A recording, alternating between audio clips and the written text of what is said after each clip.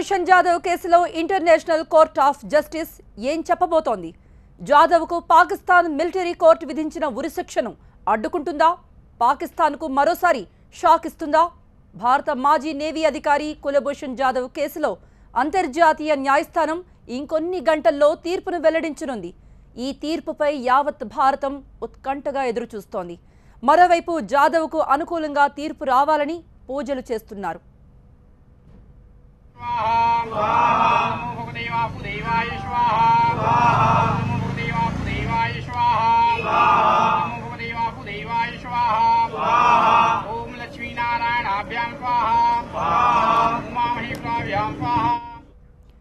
కులభూషణ్ కేసులో ఇప్పటికే భారత్ పాకిస్తాన్ల మధ్య వాడివేడి వాదనలు జరిగాయి.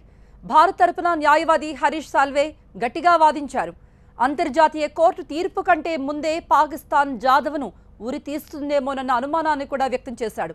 కులభూషణ్పై పాకిస్తాన్ చేసిన ఆరోపణల్లో వాస్తవం లేదని తేల్చి చెప్పారు.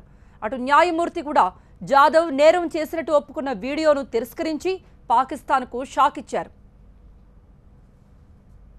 గూఢచర్యంతో పాటు ఉగ్రవాదం ఆరోపణలపై కులభూషణ్పై పాకిస్తాన్ గత ఏడాది అరెస్ట్ చేసింది. అయితే పాక్ చెబుతున్నవన్నీ అవాస్తవాలంటూ వాదించింది భారత్. ఇరాన్లో వ్యాపారం చేసుకుంటున్న కులభూషణ్ను పాక్ కిడ్నాప్ చేసిందని ఆరోపించింది. గత సోమవారం తీర్పును రిజర్వ్ చేసిన న్యాయస్థానం ఇవాళ మధ్యాహ్నం తీర్పు వెల్లడించబోతోంది. కులభూషణ్ జాదవ్పై అంతర్జాతీయ న్యాయస్థానంలో పాకిస్తాన్ మళ్లీ పాతపాటే పాడింది. జాదవ్ రా ఏజెంట్ అని, ఉగ్రవాదం ఆరోపణలపై అరెస్టు చేశామని ఐసీజేలో తెలిపింది. అంతేకాదు, నేరం అంగీకరించాడని కూడా పాక్ తరపు న్యాయవాది ఇంటర్నేషనల్ కోర్టులో మొండి వాదనలు వినిపించారు. వియన్నా ఒప్పందం ఈ కేసుకు వర్తించదని, భారత్ కులభూషణ్ను టెర్రరిస్టు కాదని నిరూపించలేకపోయిందంటున్నాడు.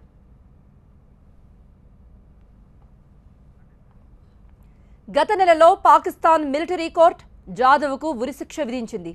బలూచిస్తాన్లో కులభూషణ్ జాదవ్ను అరెస్టు చేసినట్లు పాకిస్తాన్ ప్రభుత్వం ప్రకటించింది. జాదవ్ ఇండియన్ నేవీలో పనిచేస్తున్నట్టు పేర్కొన్నారు. గూఢచర్యానికి పాల్పడుతున్నట్టు ఆరోపించారు. అంతేకాదు, నేరాన్ని కులభూషణ్ అంగీకరించినట్టు కూడా పాక్ ప్రభుత్వం ప్రచారం చేసింది.